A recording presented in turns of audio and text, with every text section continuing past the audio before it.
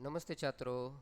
आज हम कक्षा 8वीं की जो किताब है वसंत भाग 3, इस किताब में लेसन नंबर 9 कबीर की साखियाँ, इस लेसन का हम अध्ययन करेंगे।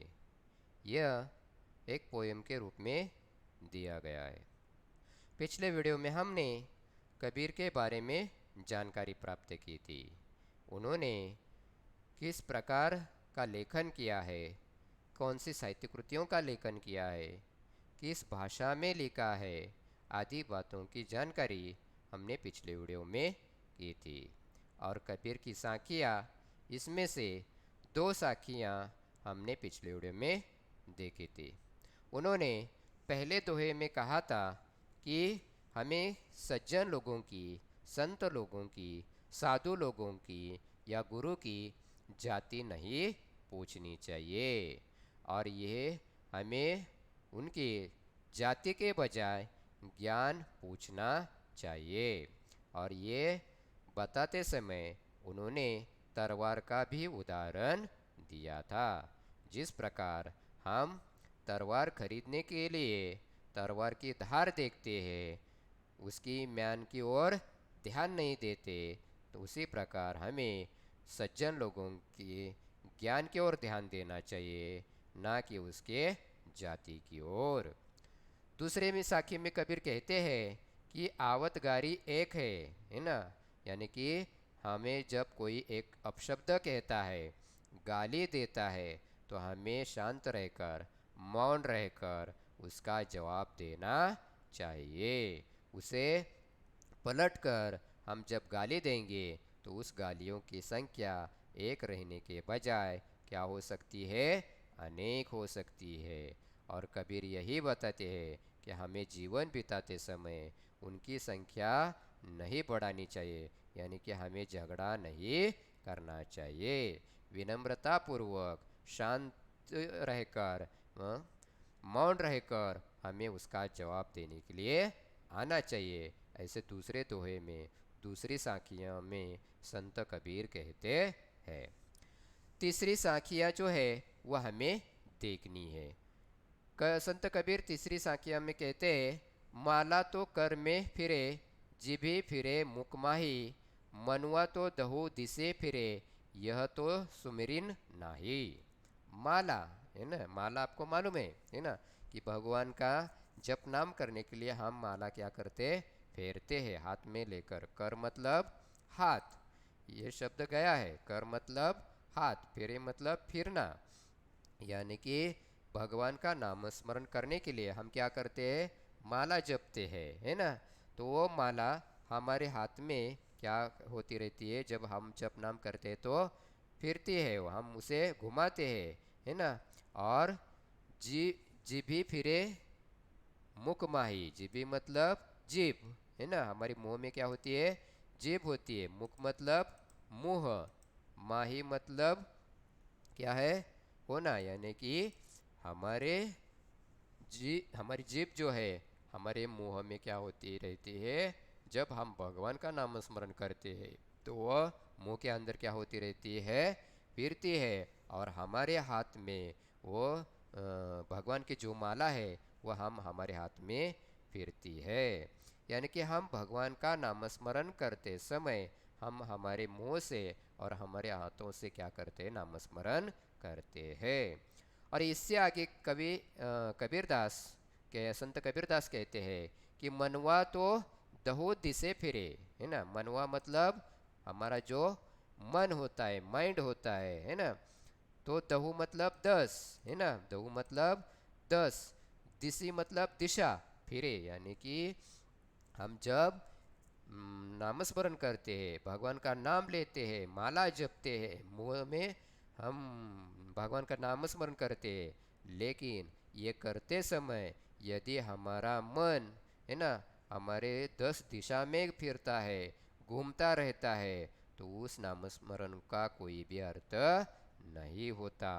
यदि हम एकाग्रता के रूप से भगवान का नाम नहीं लेते तो उस नामस्मरण का कोई अर्थ नहीं बनता है। यह तो सुमरिन नाही, सुमरिन मतलब ईश्वर के नाम का जप, यानी कि यदि आप ईश्वर का नाम स्मरण करने के लिए बैठते हैं, हाथ से मारा फिर घुमाते हैं, मुंह से नाम स्मरण करते हैं, लेकिन आपका मन उस नाम स्मरण में नहीं है, यदि वो 10 दिशा में घूम रहा हो, तो उस नाम स्मरण को कोई भी अर्थ नहीं रहता है। यदि आपको भगवान के नाम स्मरण करना हो, उसका नाम लेना हो, तो आपको किस प्रकार लेना चाहिए? आपका मन एकाग्र करके लेना चाहिए। प्रभु भक्ति का उल्लेख इस साखी में संत कबीर ने किया है, यानी कि हम अपने जीवन में यदि ईश्वर की भक्ति करते हैं, ईश्वर की पूजा करते हैं, ईश्वर का नाम स्मरण करते हैं, तो वो करते समय हमें एकाग्र रूप से करना चाहिए। प्रभु की भक्ति हमें एकरूपता से करनी चाहिए, ना कि पाखंडी जो रूप होता है हमारा, है ना, यानी कि दिखावा करने के बजाय असल में हमें प्रभु का नाम स्मरण करना चाहिए। तो इस साखी के द्वारा, इस दोहे के द्वारा संत कबीरदास हमें ये उपदेश करना चाहते हैं कि समाज में कुछ लोग क्या होते हैं, पाखंडी पूर्ण होते हैं। वो सिर्फ दिखावे के लिए भगवान का नाम स्मरण करते हैं, दिखावे के लिए भगवान की पूजा करते हैं। क्यों? क्योंकि उसे उस नामस्मरण से, उस पूजा से कुछ तो हासिल करना होता है। और ऐसे लोगों से हमें क्या करना चाहिए? बचना चाहिए। भक्ति मन को एकाग्र करके ही की जाती है ना, तभी हम अच्छी तरह से भक्ति कर सकते हैं। यदि आपको ईश्वर को प्राप्त करना हो, तो आपको ईश्वर के चरण में लीन होना चाहिए, और जब हम लीन होते तो वो एकाग्रता रूप से लीन होना चाहिए, और तभी हम ईश्वर को प्राप्त कर सकते। तो कबीर को कहना है कि समाज में ऐसे कई जाति भेद है, ऐसे कई अंधविश्वास है, कई आडंबर है, और कई ऐसे लोग होते जो सिर्फ दिखावे के लिए ईश्वर का नाम स्मरण करते रहते हैं। यदि आपको ईश्वर की भक्ति करनी हो, तो एक रूपता से ही करनी चाहिए, नहीं तो उस भक्ति के लिए कोई भी अर्थ नहीं होता है। ऐसी जानकारी, ऐसा उपदेश संत कबीर इस तीसरे दोहे के द्वारा, साखी के द्वारा हमें बताते हैं। चौथा है, कबीर घास न निंदिए, जो पाओ तली हुई, उड़ी पड़े जब आंख में, खरी दुहेली हुई। कबीर घास, घास मतलब, है ना, आपको मालूम है घास यानी ग्रास। निंदिए, है ना, निंदिए मतलब निंदा करना, टोकना, निंदा करना, टोकना। जो पाऊ, पाव हमारे पाँव पैर, है ना, तली होए, तली मतलब पैर के नीचे, है ना, होई होना, यानी कि हम रास्ते से चलते हैं और चलते समय हमारे पैर के नीचे घास के तिनके आते हैं। तिनका मतलब लकड़ी का छोटे टुकड़े होते हैं। तो घास के छोटे टुकड़े हमारे पैर के नीचे आते हैं और हम उसे रौंद कर चलते हैं, उसे के ऊपर क्या करते हैं? पैर रख कर चलते हैं, और हम उस घास को क्या करते हैं? कम महत्व देते हैं। तो ये हमें उसे कम महत्व नहीं देना चाहिए।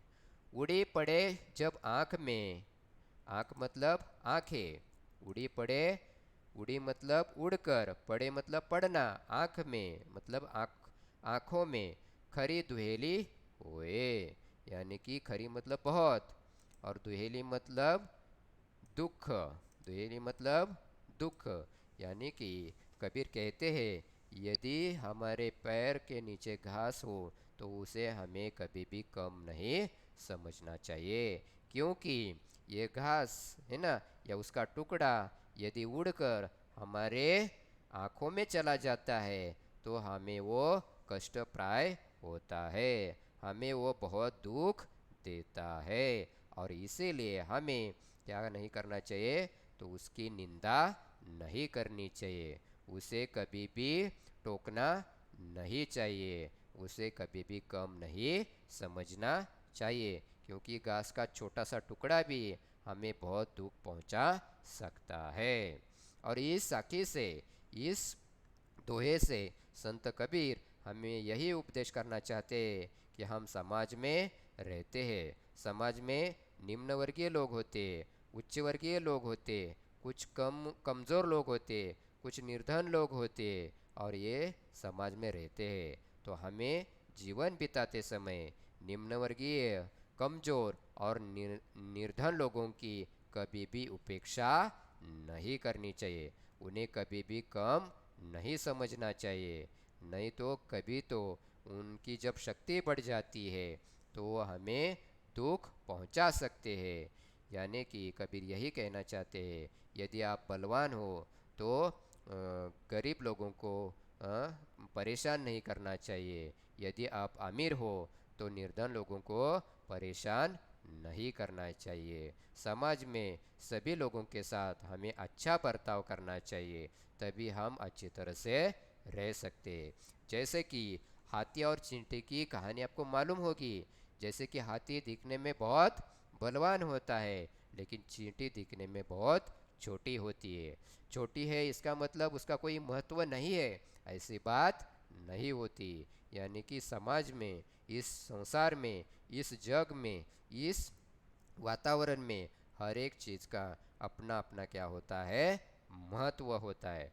उसी प्रकार चींटी दिखने में छोटी होगी, लेकिन जब वो हाथी के कान में चली जाती है तो बलवान हाथी भी कुछ नहीं कर सकता है। तो उसी प्रकार संत कबीर कहते हैं कि जीवन बिताते समय हमें किसी की निंदा नहीं करनी चाहिए, किसी को टोकना नहीं चाहिए, किसी को अपने पैर के नीचे रौंदना नहीं चाहिए, किसी को अपने पैर के नीचे कुचलना नहीं चाहिए। नहीं तो कभी कभी तो ये चीज़ हमें क्या पहुंचा सकती है, दुख पहुंचा सकती है।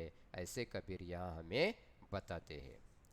अगला जो दोहा है, लास्ट पांचवा, उसमें कबीर कहते हैं, जग में बैरी कोई नहीं है ना। बैरी ये एक नए शब्द है, बैरी मतलब दुश्मन। जग में कोई दुश्मन नहीं है।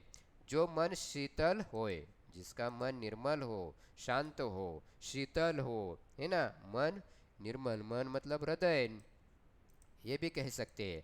यानी कि जिस व्यक्ति का मन या हृदय शीतल हो, शांत हो, है ना, उसका इस संसार में, इस जग में कोई दुश्मन नहीं होता है।